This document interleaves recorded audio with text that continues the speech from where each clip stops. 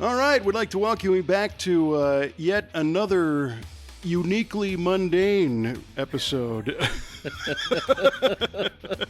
of VA Radio. I'm your host, right on, Kevin Ostie, joined as always by Mike, Mr. Cue Ball Clark.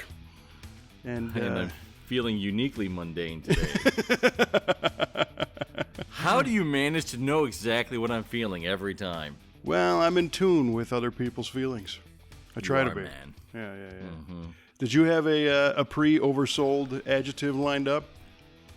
I did have one on the ready, but I'm gonna keep it. I'll keep it stuffed in my back pocket for next time. All right. Well, it's good. There'll be a next time, ladies and gentlemen.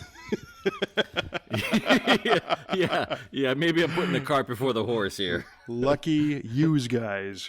Right. Yeah, absolutely. Well, normally on V8 Radio here, we before we get the full head of steam going, and we're leaving the starting line, we like to tease our audience and each other a little bit with an automotive-themed trivia question.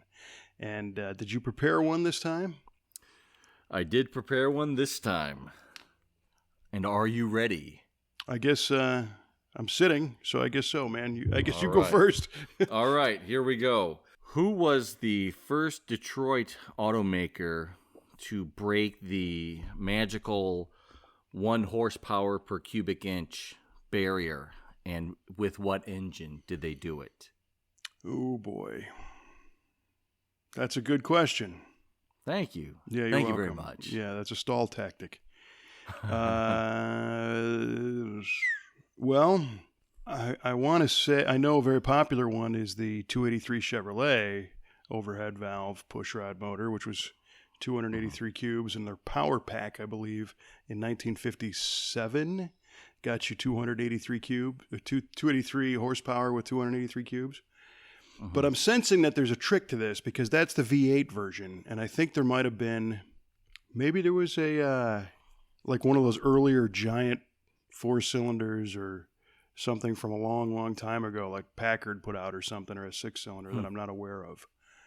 Interesting thought. Yeah, but I can't answer what I'm not aware of. So I'm just going to roll with that 283 Power Pack Chevrolet.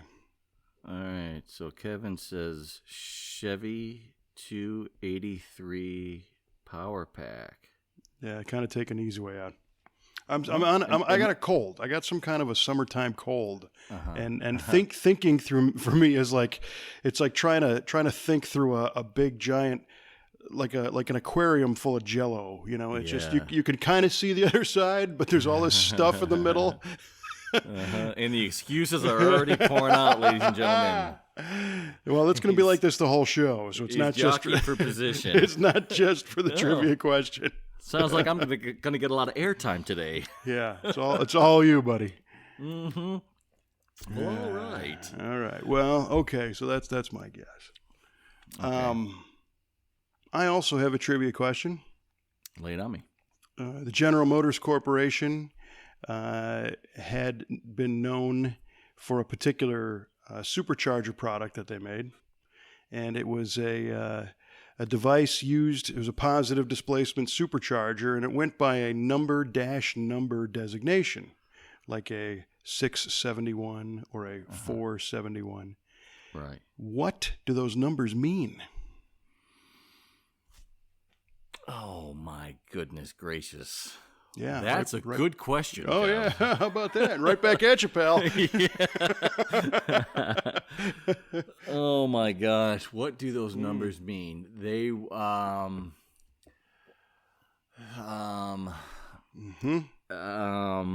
they mean, let's see here.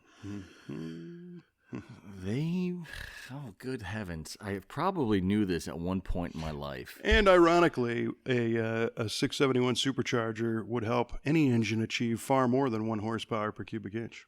Indeed it would. Indeed it would. Oh, heavens to Betsy. You just, throw something at the wall if you're... Yeah, I'm going to say it is the...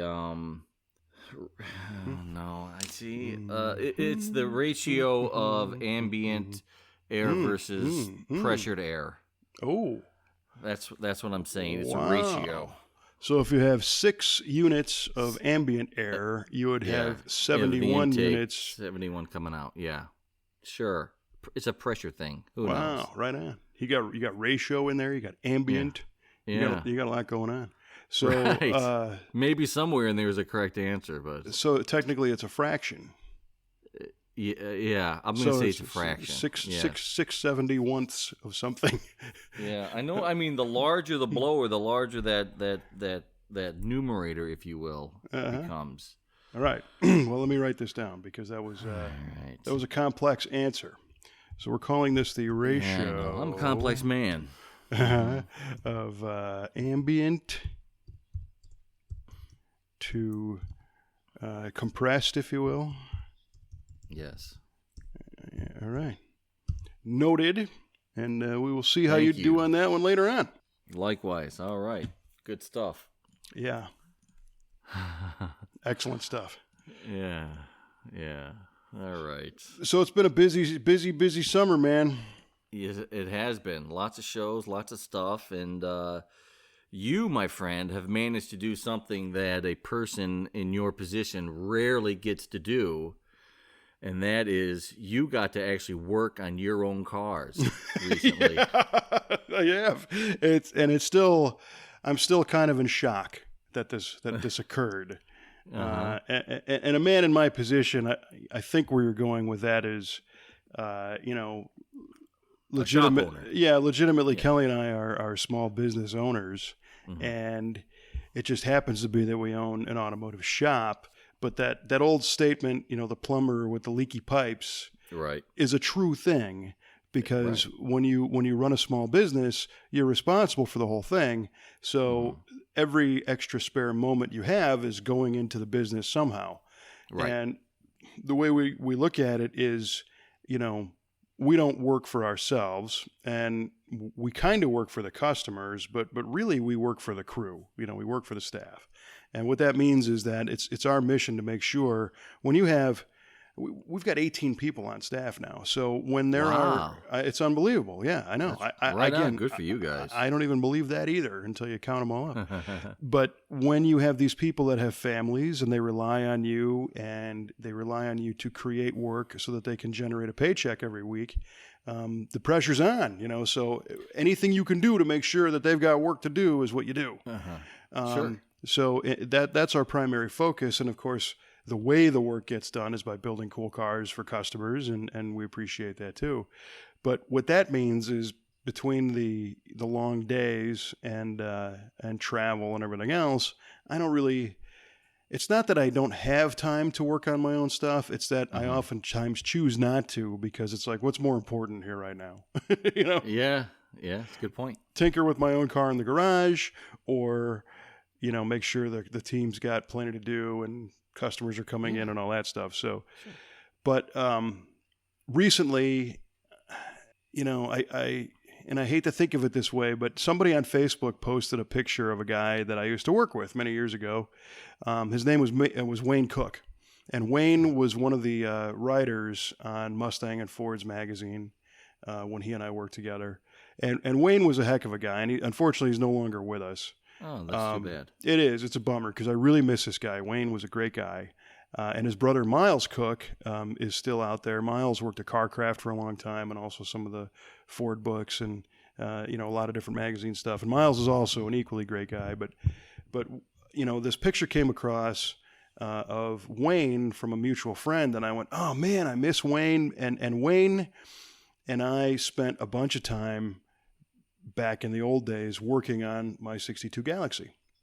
Sweet. Wayne used the car for a couple stories in the magazines, and he came to me one day and he's like, hey, I got to do I want to do a disc brake upgrade story on a full-size Ford, from the early 60s, because now there's some kits available. Do you want to can we use your car to do it? And I was like, sure, absolutely. Right. Yeah. And the funny thing is, there was always a running gag about magazine stories, and that is that whenever you saw like a disc brake upgrade, chances are they only did one side. You know, it's like, okay, thanks, get it out of here now, whatever. Because, a lot of these writers weren't mechanics by day and, they were writers and photographers. So Right. when they were doing the tech stories on their own, there was, the work had to get done and they had deadlines and everything else. So I remember working with Wayne we actually rebuilt the front end of this car and did the disc brake swap and a few other things. And him and Miles were kind of catalysts for the fuel injection swap that we did on the car also way back in 99 or 2000 or whatever it was.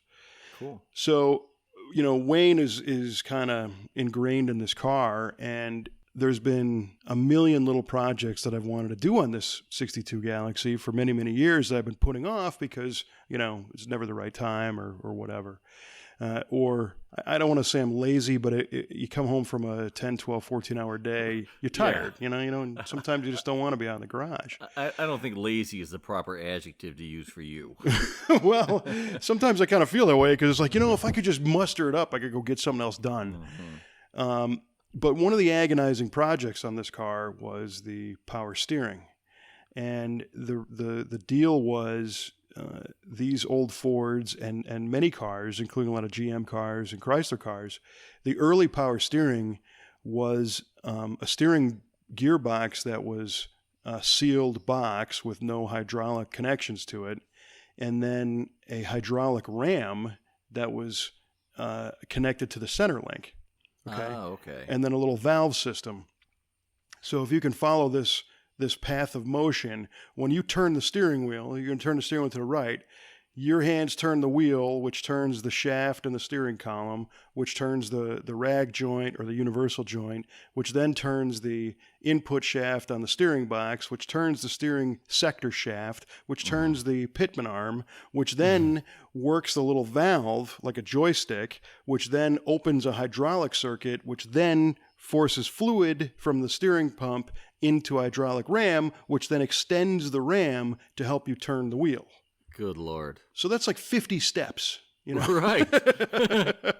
And they worked perfectly every time. Well, yeah, right. And people wonder why they felt so disconnected from the universe, when they were driving these cars, because there was just so much monkey motion between A to B to get it to turn. Well, finally, 12 years ago, 15 years ago, some individuals got kind of fed up with that, and they created a modified Chevrolet steering box, and they modified it to fit the Ford. And this was your typical integrated power steering box like we're more commonly used to, like what's on your GTO, where you got a pump and you got a couple of hoses that go to it, and the hydraulic pressure helps everything inside the box provide the assist. Well, I did that conversion. In fact, we did it on VATV a long, long time ago. And the problem was there was something wrong inside the box. With the way they made the conversion, the box just was never right. And it was an individual doing it. And we actually took the videos down that we had. So you can't find that install anywhere. Oh, really? Because, after I drove this thing, I'm like, you know what? I'm not comfortable, promoting this conversion because the car wandered left to right all the time. And you'd go around turns and it felt like it was fighting, left wheel was fighting right wheel. And it was really kind of a mess. And I knew at some point I got to change this, but when I did that conversion, I also had to shorten the steering column, so that's been altered, and make some hoses and some stuff. So I was dreading doing this job again. It was kind of a big job to undo that, and I didn't really have any option. It's like I don't want to go back to the ram assist, and I didn't want to go to a manual steering because this it's a big sled. Big car. Yeah. Right. So a couple of years ago, our friends at Borgeson, who are famous for the U-joints and steering components, they came out with their version of the integrated power steering box. And I obtained one from them, and I'm hoping that this was going to be better than the box that I had. And because of my time frame, I kind of put everything on the shelf. So I had the box. But then I realized, to really do this right, I got to get a steering column and I got to get a steering wheel and a bunch of things to make it right. So I built up a lot of excuses for myself to put it off. And I knew that we were starting the parts cost was starting to climb a little bit because if I'm going to do a steering column, I'm going to do a tilt column, and so there's $600-700, whatever it's going to be. Yeah, right. Might as well. When is it going to end? Mm-hmm. And I told Kelly, I'm like, well, so now I got to get a steering wheel because the original wheel in the Galaxy was very cool, but it's an 18-inch diameter steering wheel. Oh, that's big. It's like driving a bus, Yeah. So I thought, I got to get a wheel, and then, where does it end? And I told her pretty soon, knowing me, I'll have the car in a million pieces in the garage, and it'll never go back together, and I'll be upset. Yeah. And she's like, well, it really steers poorly. And it doesn't matter what the outside looks like, it steers poorly. So, getting back to my buddy Wayne, I see this thing on Facebook, and it was a beautiful day outside, and I go in the garage, and I look at the car, and I thought, if Wayne was standing here, he would say, do whatever it takes to get out and drive that damn car. Because you don't know how long you have on a morbid scale. Yeah. And, why are you putting this off, essentially? So I said, forget it. And I told Kelly, I said, look, I'm going to fix the car. And she's like, okay, great. And part of me was a little apprehensive because she's working all the time also. Right. We both work all the time. And I'm talking to you right now, and she's doing accounting. So, sometimes, I'm not comfortable saying, well, I'm going to go screw around in the garage and you keep working. But, we both know what has to get done, and we both, learn to prioritize things, and we'll both enjoy this car. If it's finished, we can actually use it. This car is also how we met, and it's a big part of the family. Yeah. And so why am I denying her the opportunity to enjoy the car? So I said, forget it. I'm just going to do it. And she said, great. So I had the box. I ordered up a steering column.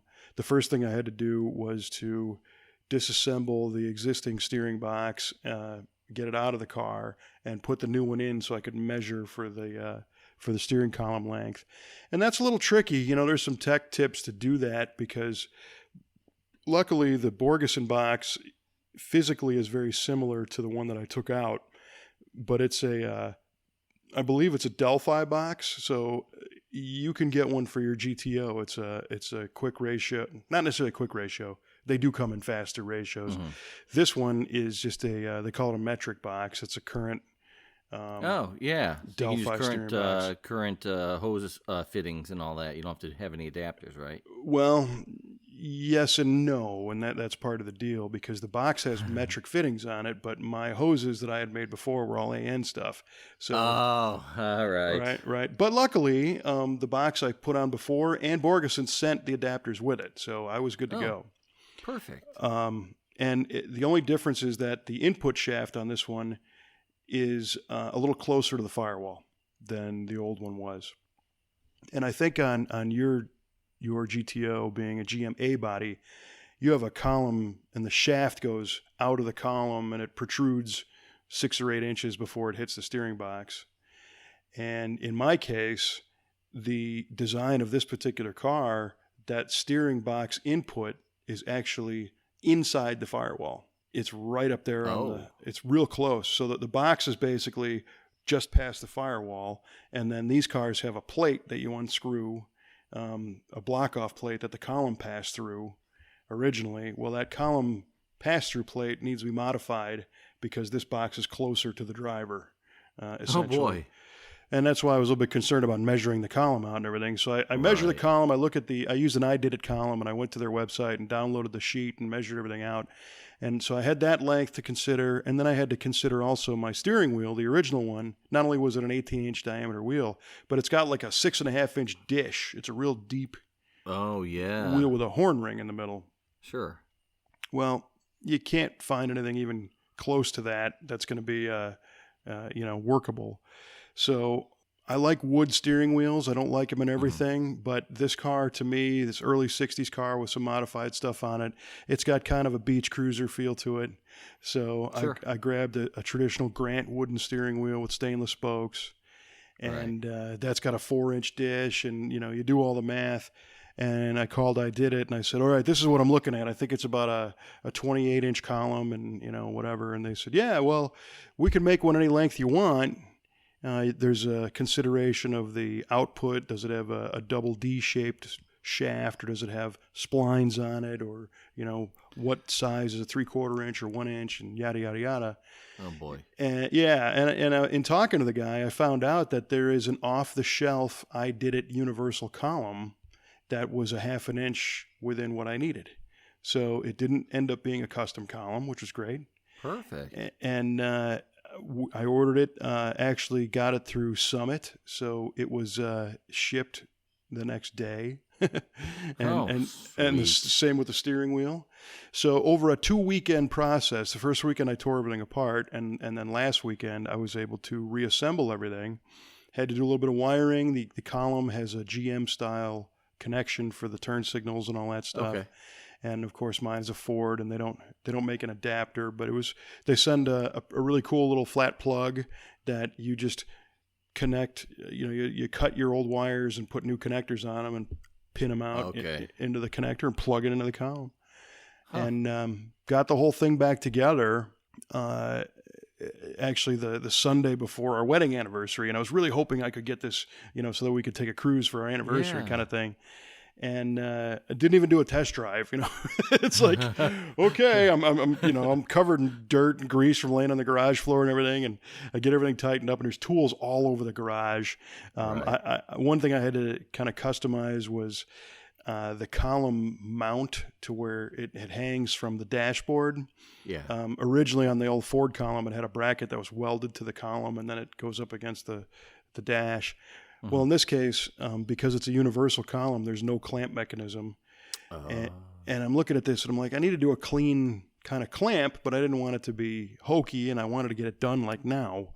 Right. So the fix there was that the diameter of my original column was like 2.5 inches, and this one I think is 2 1/8. So I took my cutoff wheel and just cut that clamp out of the old column. Huh. And it wrapped right around the new one. I put a little piece of rubber between there, and then bolted it right up to where it belonged, so you can never tell. Good deal. So that was kind of a win. And I got the steering wheel on, and I said, "Hey, let's go." And she's like, "Is this thing ready?" And I'm like, "Yeah." Yeah. What could possibly go wrong? And it turns out that it is fantastic.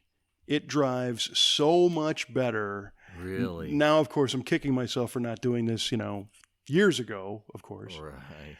And I know Wayne would be proud because I got this thing done. But I'll tell you what, it steers nice and tight.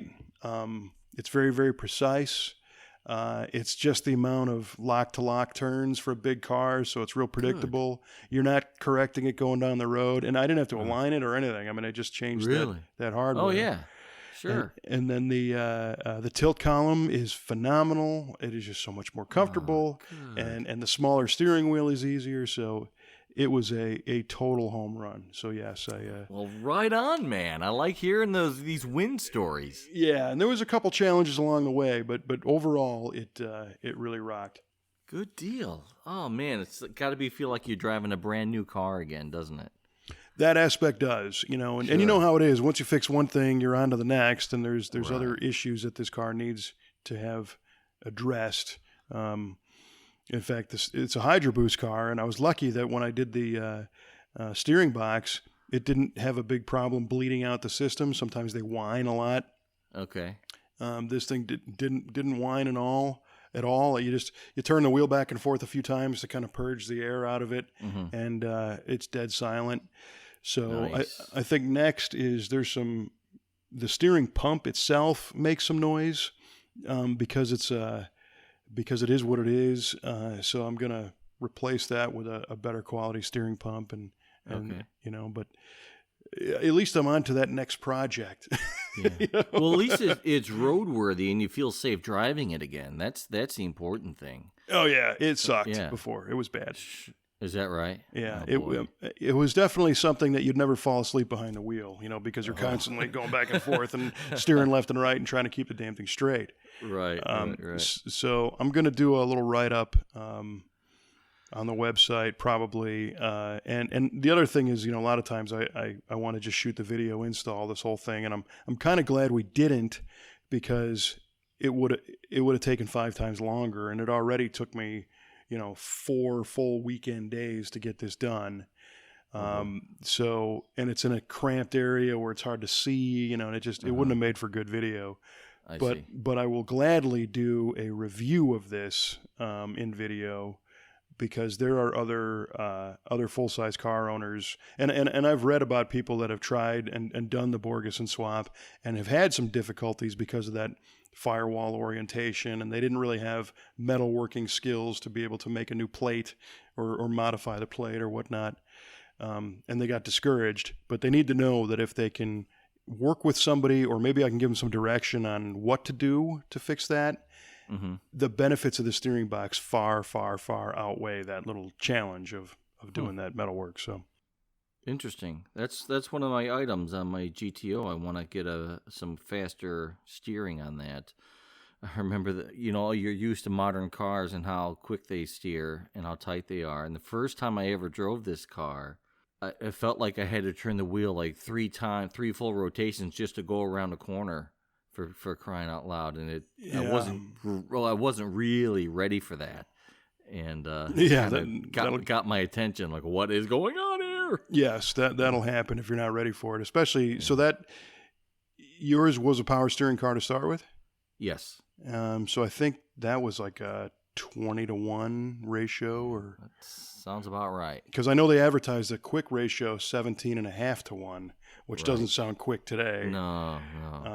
But too fast isn't good either in these big cars. It kind of gets a little tippy canoe going on the road.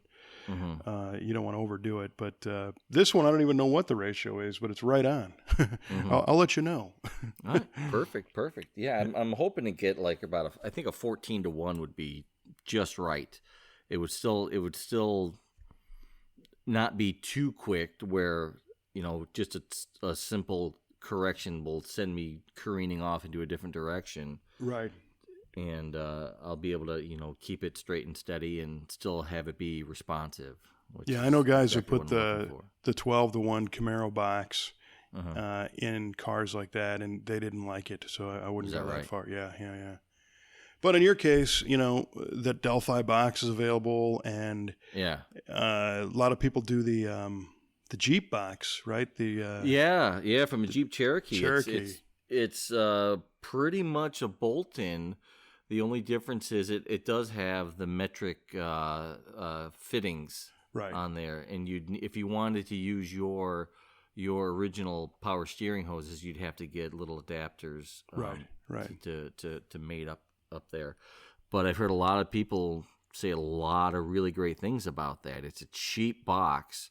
Yep. And you can find 1 million of them in the junkyard, and you do have to get a different rag joint as well. I think you got to change it from like a S10 Chevy pickup. It would fit. And do you have to change the pitman arm on that one, or reposition it or anything? I don't remember. I don't think so. If that is the case, your local parts store has a puller you can rent. Yeah. To pull that and switch it. So. Sure. Yeah. Well, I might have an extra set of them adapters if you need them. That's right on. They're AN fittings, but you're going to want to do a Hydro Boost on that car eventually anyway. So. Yes, I am. Yes, you will, because that's wonderful. This one's from Hydrotech, and it is now, 12 years old, 10 years old. What year is this? I think it's 10 years old. We did this conversion, and it stops like day one. I mean, it's fantastic. That's nice. It stops hard. So I like it. Well, I mean, my whole brake system needs to be gone through because it's horrible. So that's just another item on the list. Yes. Hydro Boost is a fixer, though. Just keep that in mind. All right. Well, it's in mind. Yeah. Is it in the budget is the next question. Yeah, well, there's that. One at a time, So the other interesting thing, though, was that I got a second project done at the same time. Okay. While I was working on the Galaxy, and it's like sometimes, you need to change directions for a few minutes, did a carburetor upgrade on the Riv. On my right. On my 70 Buick. And that one kind of came out of left field, you're going to think anyway, because the car is all stock, and it's got a Quadrajet carburetor, and everybody knows that I really like Quadrajet carburetors. And my problem right now, my frustration is that, and you're going to have it too with your Quadrajet, is that they weren't built for today's fuels. And there's two factors there. One is that you've got alcohol and you've got additives in today's fuel that attack the rubber stuff, primarily the accelerator pumps. And I went through 3 accelerator pumps on this one already. And I've had this, I've been driving this car for 2 years. And I was getting a little bit sick of taking this carburetor apart and putting accelerator pumps in it because, and I've been told that there is a source, there's a shop called Quadrajet Power that can get you the good ones. But I've already done it 3 times. I was getting mad. But the other aspect that people aren't acknowledging that I think is a big deal is that the boiling point of fuel today is lower than it was in the 60s. That's correct. Yeah, the ethanol does it to you. And not only that, just the refinery process of the other hydrocarbons that are in it.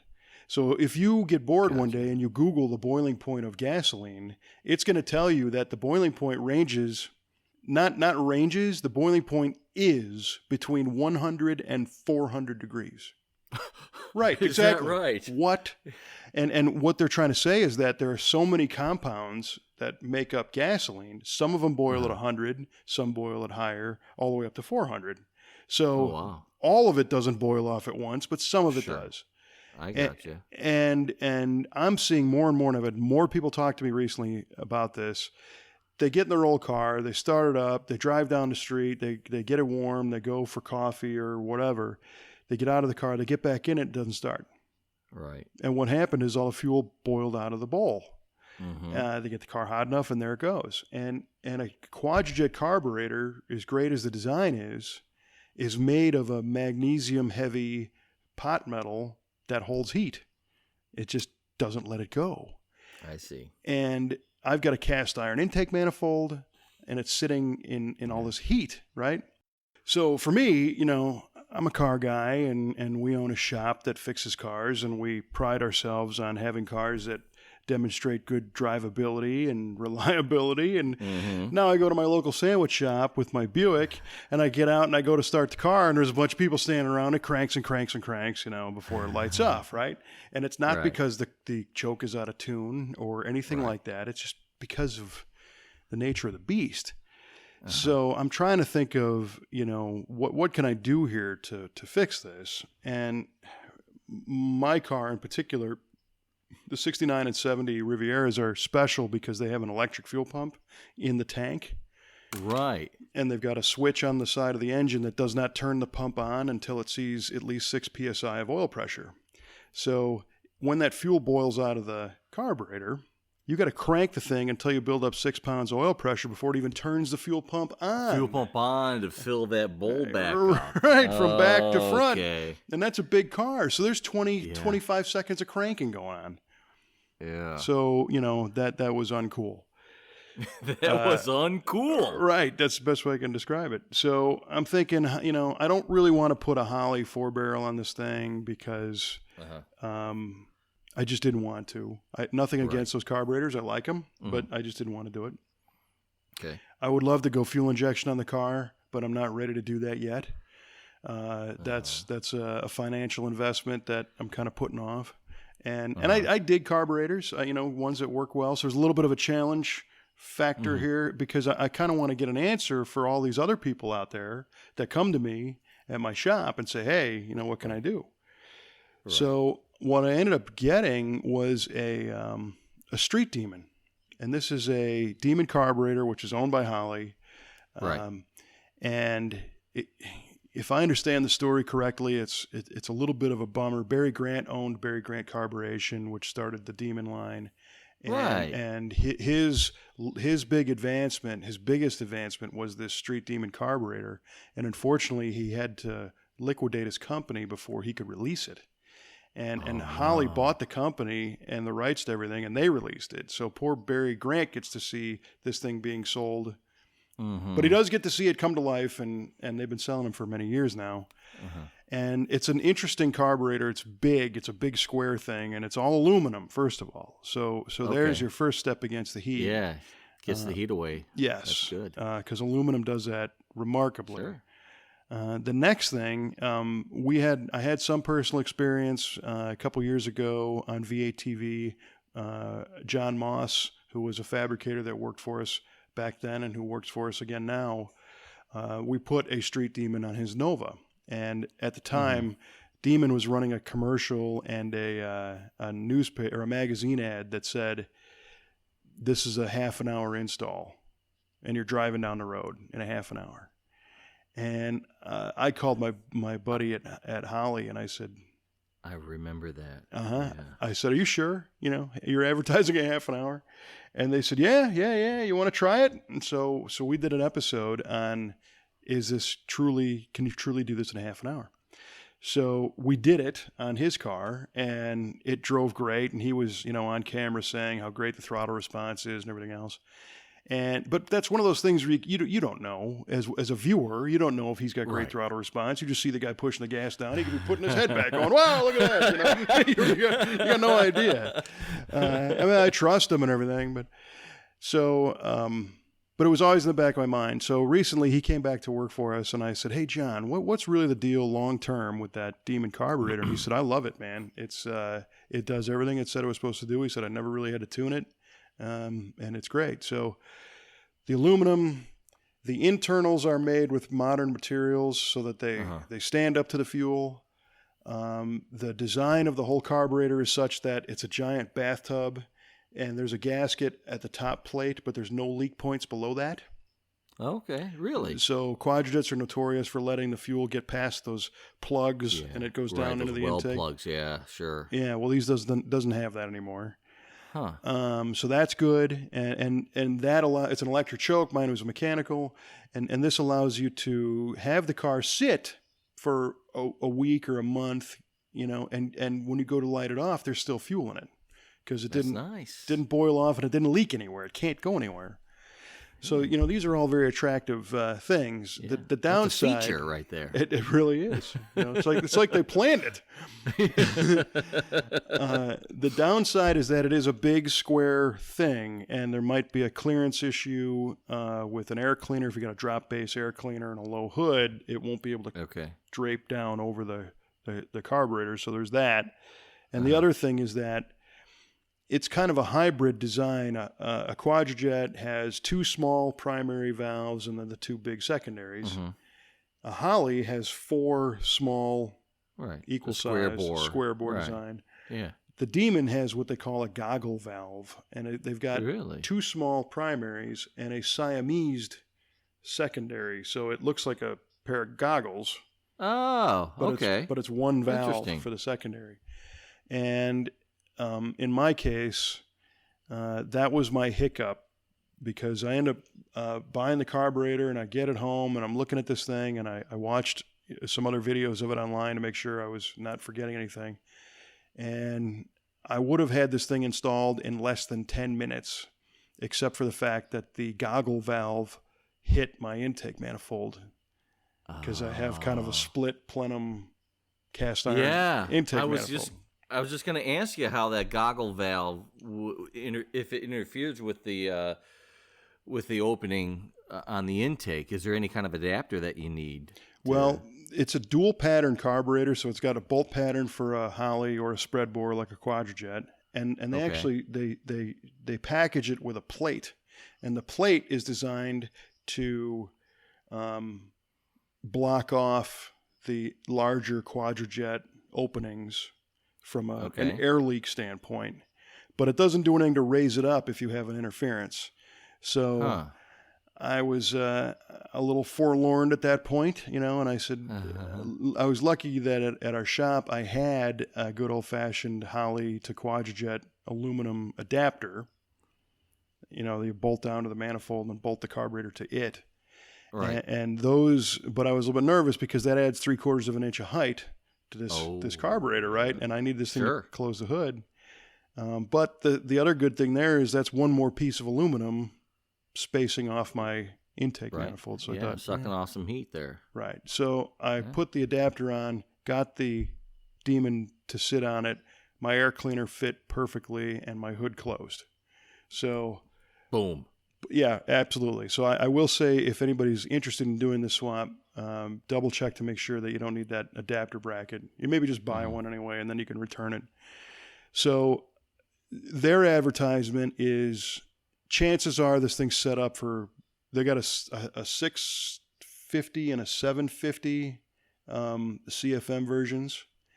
And I got a big block, so I went with the 750. I connected the electric choke. I connected my fuel line. One thing I thought was interesting is nowhere in their documentation does it mention a fuel filter. Really? Yeah, which I don't know if there's one internal to this day or not. So I ended up just buying a parts store steel inline fuel filter, and I plumbed that in. Not that clear plastic one. Oh, no. Buddy. Yeah, buddy boy. Yeah, we've seen that lesson before. Yes, we have. So turned the key on it, and I knew my fuel pump had to pump from back to front, and it lit right off. And Wow. This was last weekend, which as we're doing this today, it's 4 days ago, and I've driven the car probably, I don't know, maybe 100 miles already, and I have not touched the mixture screws. What? I have not touched the idle speed screw. Huh. The only thing I did adjust is you can change the secondary opening speed. Real simply, there's a lock nut. You loosen the lock nut and you turn the screw left or right, and counterclockwise gives it a little more spring tension.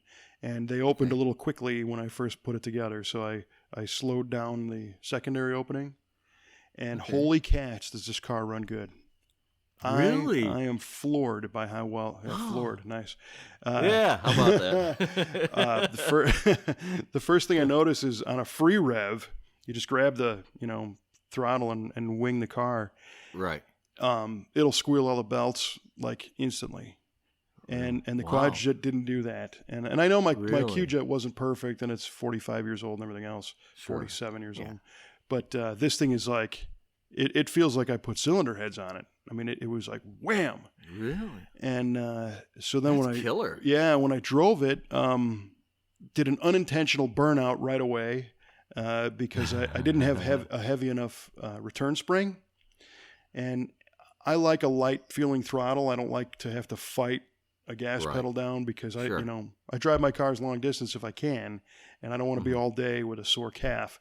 So I went with the lightest return spring I had, and it wasn't strong enough. So put my foot to the floor and, did a quick burnout. And I was like, oh my gosh. And I kind of drove out of my subdivision where I live, and I got onto the two-lane highway and hammered down, and it bogged the first time. I like I said, I adjusted the secondaries, and now the transition's perfect between primary, secondary. It makes tons of power. Nice. It runs great, and my first thought was, now I can really tell that it's like, these manifolds and this exhaust is choking this thing down. Whereas before it was like, that stuff didn't even matter, but now it's like, I got airflow here.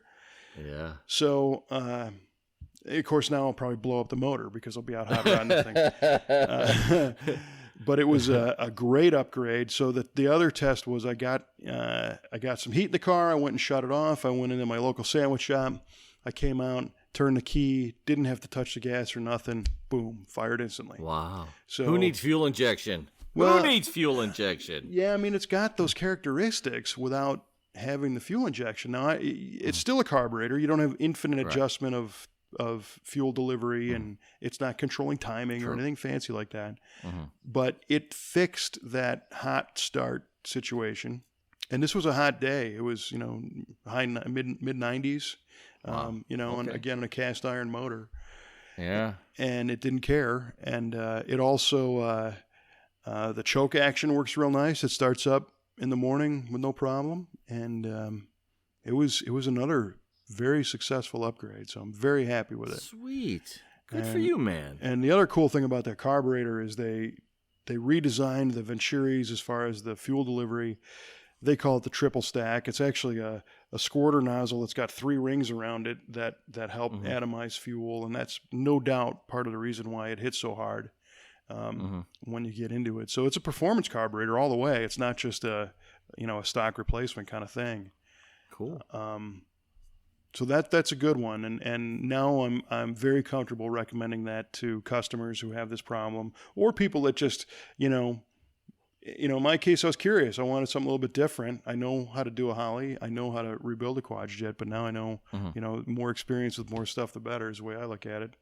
And for sure. And I might still take my original Q-Jet and have it restored and put a modern compatible accelerator pump in it, and maybe someday I put an aluminum intake on this thing and do that. And kind of make it look the way it did new. But for now, I'm going to drive the heck out of this thing. So, booyah, boom. Yeah. Is exactly what you should be doing. Mm-hmm. So drive that to the shop every day. Yep. And I don't know if I'm getting better fuel economy because my foot got a lot heavier. Well, you're getting better fuel atomization. Yes, I'm burning more fuel. I know that. Yes.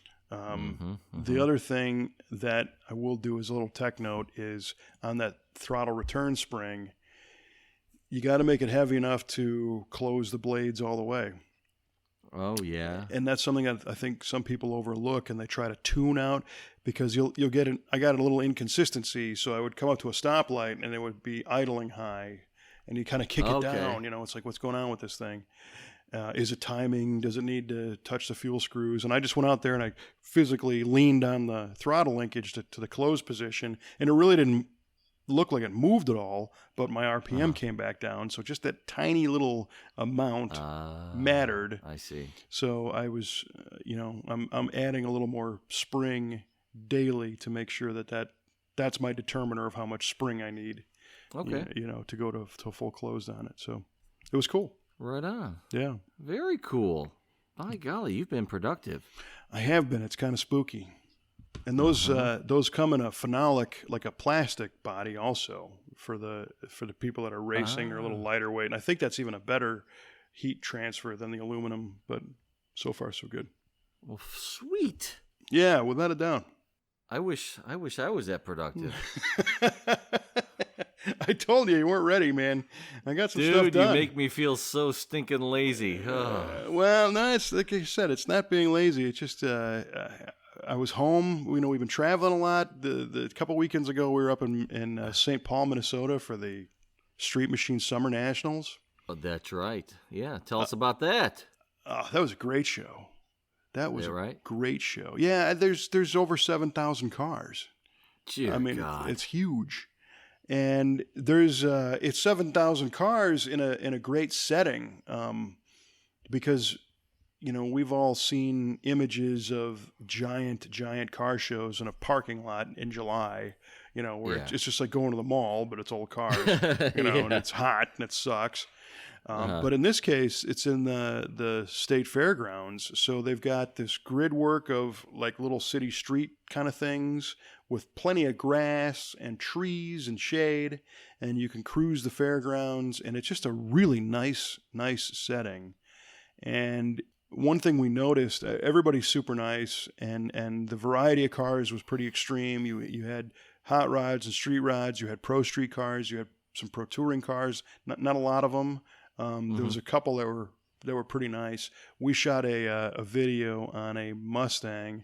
It's a 70 that a guy built with a full GT500 driveline in it, modern style with the supercharged 5.4. Oh, wow. And he took 2012 headlights and grill and molded them into this thing. Huh. Killer. I mean, like they were born there. Really? And a lot of work to make that happen, yeah. I believe that.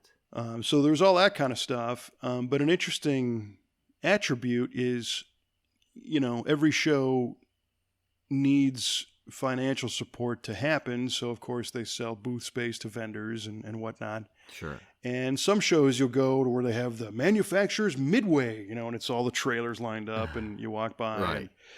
And sometimes that they're all over there, so you might not even go that way because you want to see the cars. And tour around. Other times, one display is really cool, and it takes all the steam away from the other ones or whatnot. But in this case, the manufacturers were kind of scattered out throughout the whole thing. Oh, so okay. You'd be walking down or cruising if you had a car, down the little thoroughfare there, and there's car after car after car after car, and then all of a sudden here's the speed tech trailer with, their torque arm suspensions, and you can meet Blake Foster and see all them.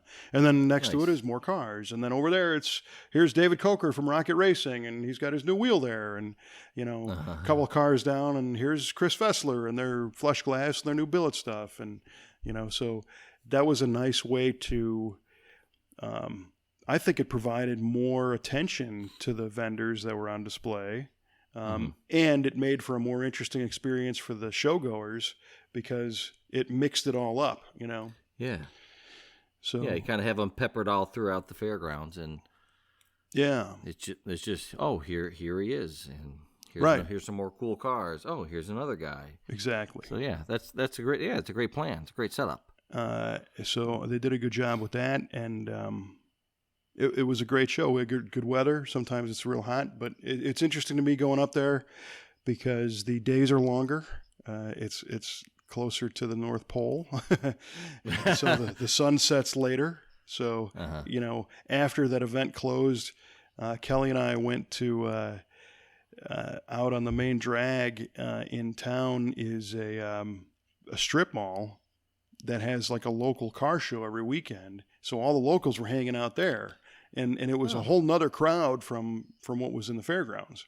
No kidding. And it was cool because you had like, it was a parking lot show. So you had like a contingent of street racers over on the one side with Mustangs and Camaros.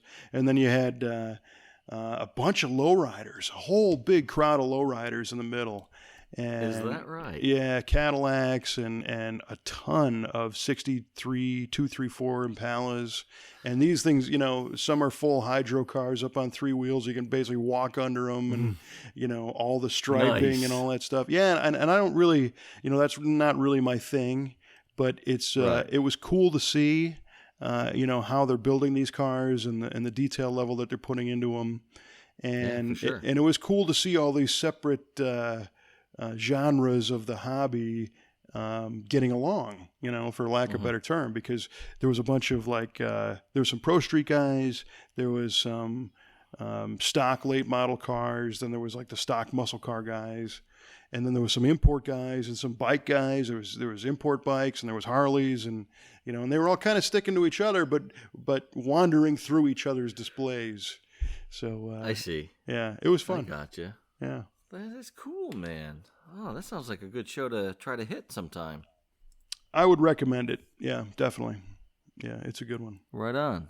Right on. Yeah, lots going on. So again, that's why I saw this opportunity to get this car going. It's like, you know what? Because Kelly's like, this would be really fun if we could cruise our own car through here someday. What do you think about that, Ostie? Yeah, exactly. I think that's exactly what she said. That's perfect. Just that little nudge you need. That's right. That's why she's a great partner. Oh, yeah. Your friend Wayne is probably pretty disappointed in you. My friend Wayne? No, I can hear her saying that about me. Oh. Getting back to my buddy Wayne Cook, Right. If Wayne were here. Like, all right. Without nagging. No, gets not at the all. job done. Yes. Yeah, gets the job done. Yes. That's the mark of a true professional right there. A true manager. Without a doubt. Geez, you got all the stories. I got nothing this week. Yeah, I'm sorry I haven't even talked to my machinist at all. Well, I told you this is going to be a uniquely mundane episode, so that's why. Right on. Yeah. Well, when you do talk to the machinist, just let us know. Yeah, for sure. Oh yeah, I'm gonna. We'll have a whole episode dedicated just to that. Good heavens. That 67 GTO project is coming along in our shop. Yeah. What's the latest on that? We just did. We got the frame media blasted and fixed all the body mounts and some rust holes and all that stuff. Did a bunch of metal work on that, and that's all done. And it gets epoxied in a few days. And that one is. So we're gonna build. You remember seeing cars in magazines where they would show like the whole chassis and it's finished, and they would do a photo shoot on it. We're doing this car that way. Really? So we're going to build the whole rolling chassis, including the whole driveline and everything on the ground, and then throw the body on it later. So we're doing a full BMR suspension on that one, which should be cool. All bolt-on stuff, but tubular upgraded stuff. And Right on. that one, the engine was rebuilt a million years ago, so the engine's good. We're just got to clean it up. Right. But we're doing a Phytech fuel injection system on that one. Sweet. Yeah. Sweet. So it will I'm look very interested in that Phytech. Yeah, a lot of people are, and again, it's our mission to turn over all the rocks. And Phytech is run by a guy named Ken Farrell, and I've known Ken for many, many years, and he's been through at least three different companies before he started Phytech. That were Is that right? Yeah, and in the last couple companies, they weren't his. He just worked.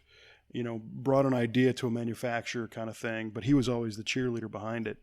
And he's always been a true believer in this integrated fuel injection stuff where the ECM is on the unit and as few wires as possible. And Jeff Schwartz and I were talking at the Minnesota show because he had his fresh 67 Galaxy that he just finished off, which is a very cool car. It's an FE Stroker 427 with a dual quad setup with two Phytechs on it and a 5-speed.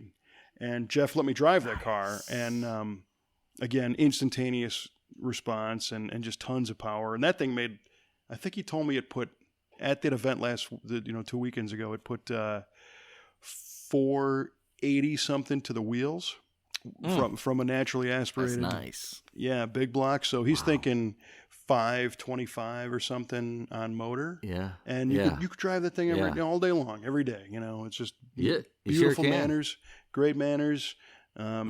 His throttle return spring, I think, was a little bit heavy, and I don't know if it was because it was a dual throttle bodies, because it was tricky for me to launch the car. Because I always, it's funny, people get behind the wheel of a stick shift car, and they're revving it up and, they want to dump the clutch and go.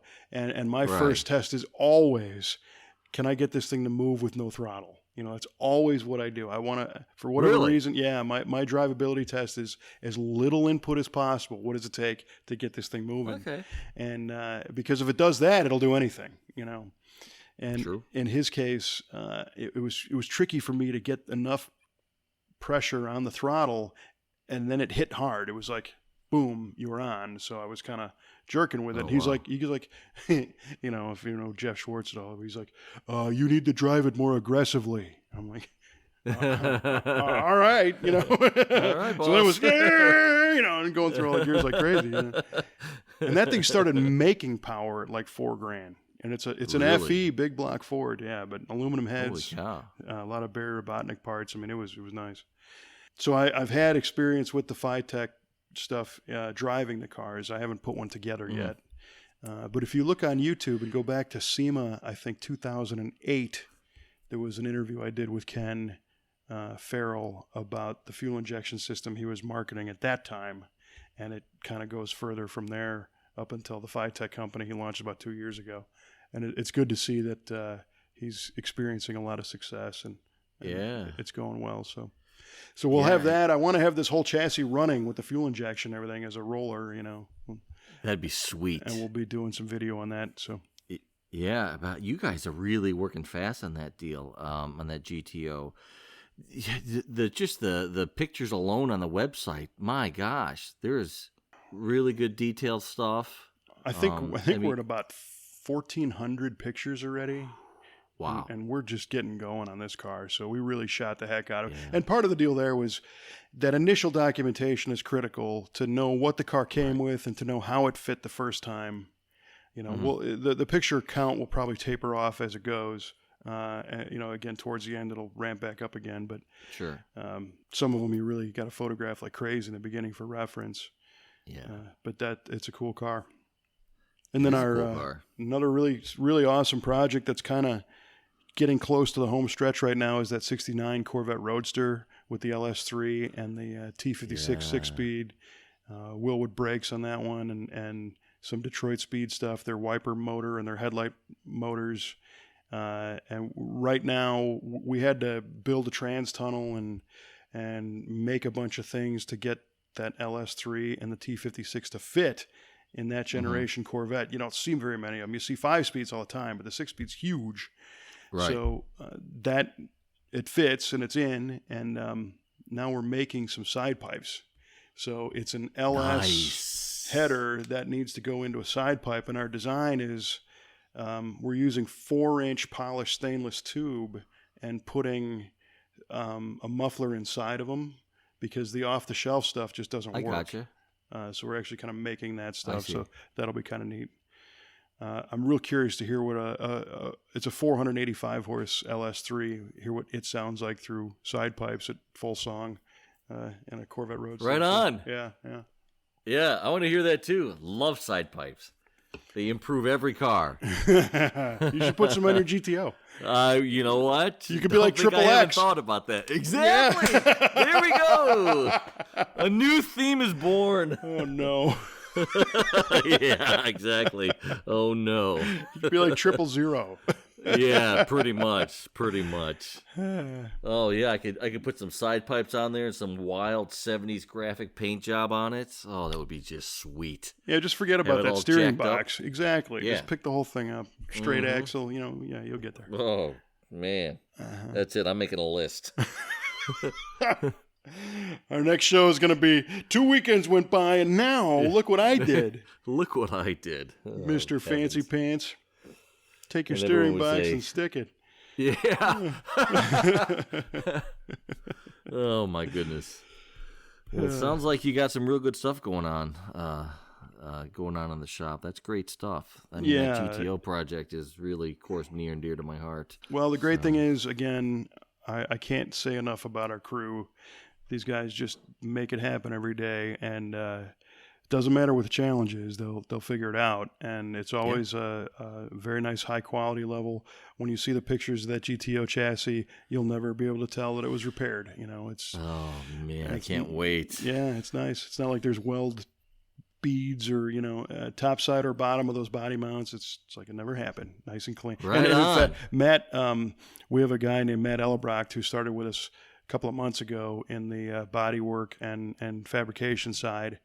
He brought kind of an interesting trick to doing those body mounts because a lot of people will just cut a square and drop it in and then drill a hole.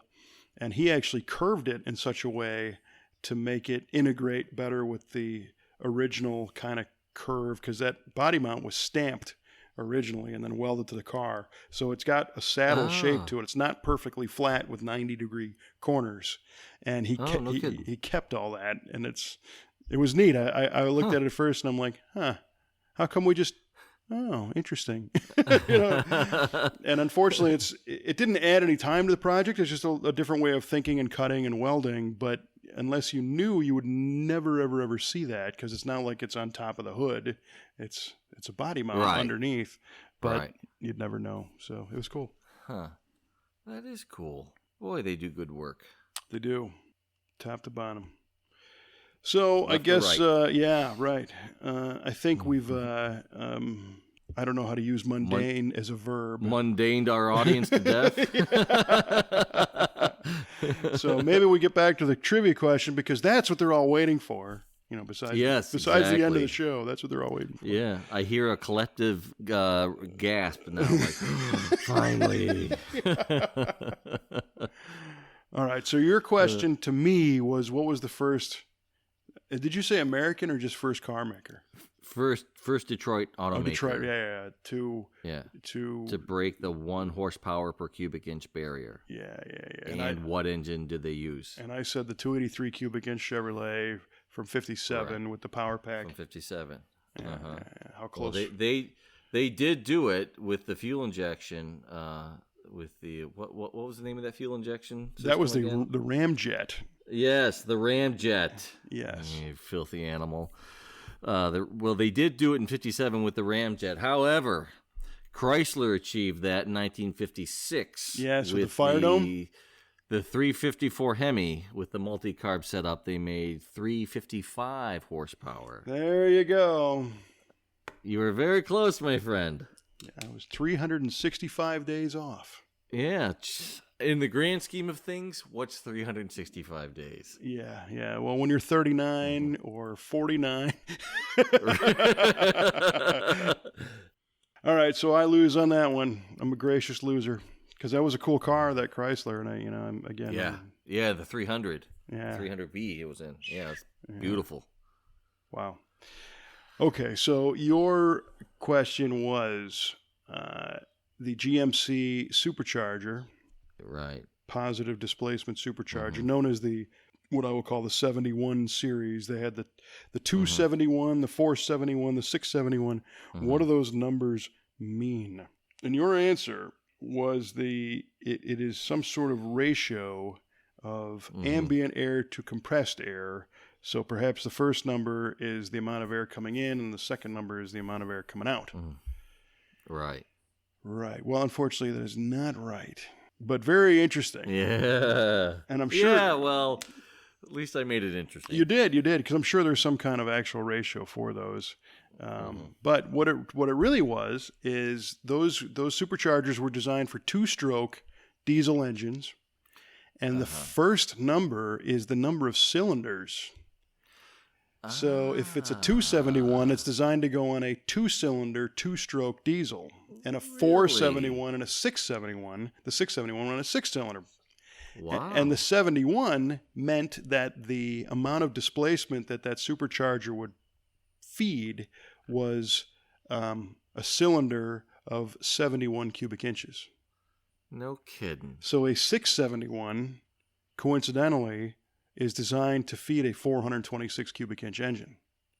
Really? Albeit a diesel 2-stroke, but that 671 supercharger, depending on how fast you spin it, can certainly provide enough airflow for a 454 V8 or whatnot, and bigger and bigger and bigger. And in fact, the aftermarket took it from, I think today the biggest thing you can get is a 1671. Wow. So, and basically the housing gets bigger and longer, for the increased cylinder load. So, a lot of times on street cars, you'll see a 1071 or an 871. But that's what that means. Well, by gosh, I left this broadcast smarter. How about that? Well, right on. Yeah. And we're all the better for it. Yeah, well, and we both failed the trivia question, so it was a zero-sum game there. So neither one of us won or lost, I guess. Yeah, we're it's a push. Right, it's a push. All right, my man. Well, this was fun. This was a good episode. It was good to catch up. Yes, indeed it was. I appreciate it. A lot of stuff happening, and we got more cool big news for the next one. Whenever we get to that, hopefully sooner than later. And we'd like to thank everybody for bearing with us on this show and listening. We've got the opportunity on the Facebook page where you can leave comments, and also on our website at v8radio.com. If you heard something you like, or you didn't like, or you disagree with, or you want to know about, go ahead and post a comment, and we'll get to that. And other ways to hear us, you can use the TuneIn Radio app, you can use the Google Play app, and you can listen to us on iTunes. And we recommend you subscribe to all of them. Maybe you find out which one shows up in your mailbox first. I don't know. You could race them. Right. How about that? Perfect. Yes. All right, dude. Well, until next time, I guess keep the shiny side up, and we will talk with you next time on V8 Radio.